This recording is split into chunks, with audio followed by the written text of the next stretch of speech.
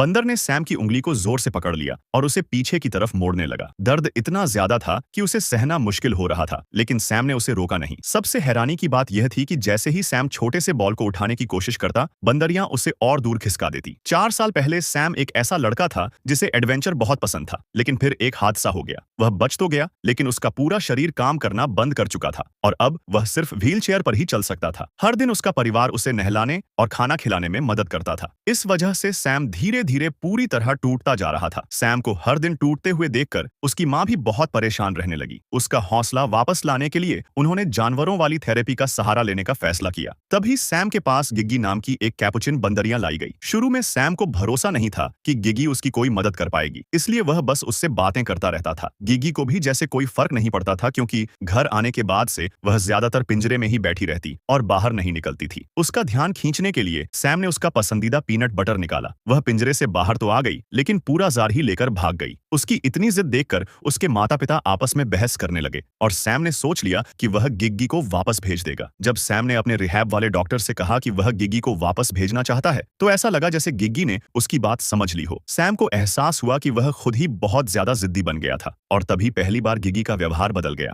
और यहीं से उन दोनों की अनोखी दोस्ती की कहानी शुरू हुई। इसी फिल्म का नाम गिग्गी एंड नेट है।